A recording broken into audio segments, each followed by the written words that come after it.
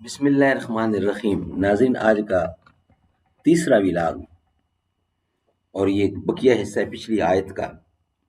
معارف القرآن جلد اول سورت بقرہ نمبر 2 اور آیت نمبر ہے 212، اسی کا حصہ چل رہا ہے۔ کچھ حصہ بقیہ ہے خلاصہ تفسیر کا، وہ آپ کے سامنے رکھ رہے ہیں۔ پیج ہے 501۔ بسم اللہ الرحمن الرحیم۔ ناظرین، رائٹر ہیں اس کتاب کے مفتی اعظم پاکستان حضرت مولانا مفتی محمد شفیع صاحب رحمۃ اللہ علیہ۔ سورت الفاتح سے لے کر سورت البقرہ پارہ اول تا پارہ تیسرا رکوع 8واں۔ کتاب کا نام ہے معارف القرآن جلد اول۔ بسم اللہ الرحمن الرحیم۔ الحمد للہ وکفی وسلام علی عبادہ الذین اصطفی۔ قال النبی صلی اللہ علیہ وسلم خیرکم من تعلم القرآن وعلمہ۔ بہترین لوگ وہ ہیں جو خود بھی قرآن پڑھیں، دوسروں کو پڑھائیں، سکھائیں اور لکھائیں۔ الہی پھر مزہ کیا ہے یہاں دنیا میں رہنے کا، حیات جاوداں میری نہ مرگے ناگہاں میری۔ میرا رونا نہیں رونا ہے یہ سارے گلستاں کا، وہ گل ہوں میں خزاں ہر گل کی ہے گویا خزاں میری۔ وہ گل ہوں میں خزاں ہر گل کی ہے گویا خزاں میری۔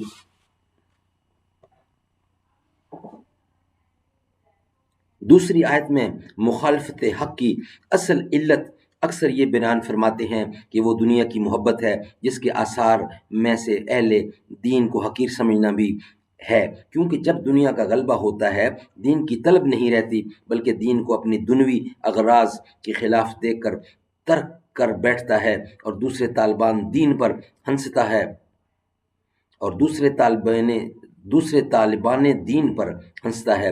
چنانچہ بعض رؤسائے بنی اسرائیل اور جہلائے مشرکین غریب مسلمانوں کے ساتھ بس تہزا پیش آیا کرتے تھے۔ ان لوگوں کا بیان فرماتے ہیں کہ دنوی معاش کفار کو آراستہ پیراستہ معلوم ہوتی ہے اور اسی وجہ سے ان مسلمانوں سے تمسخر کرتے ہیں، حالانکہ مسلمان جو کفر و شرک سے بچتے ہیں ان کافروں سے اعلیٰ درجہ کی حالت میں ہوں گے قیامت کے روز، کیونکہ کفار جہنم میں ہوں گے اور مسلمان جنت میں۔ اور آدمی کو محض معاشی وسعت پر غرور نہ ہونا چاہیے، کیونکہ روزی تو اللہ تعالیٰ ہی جس کو چاہتے ہیں بے انداز یعنی بکثرت دے دیتے ہیں، بس اس کا مدار قسمت پر ہے نہ کہ کمال اور مقبولیت پر۔ سو یہ ضرور نہیں کہ جو روزی میں بڑا ہو وہ اللہ کے نزدیک بھی معزز ہو اور بڑی عزت والا ہو، جو اللہ کے نزدیک معتبر ہو، پھر محض اس کے اوپر اپنے کو معزز اور دوسرے کو ذلیل سمجھنا بے وقوفی ہے۔ ناظرین، یہ تھا ولاگ نمبر 3۔ انشاءاللہ ولاگ نمبر 4 کے ساتھ آپ سے ملاقات ہوگی۔ آج کے 3 ولاگ ہمارے کمپلیٹ ہوئے۔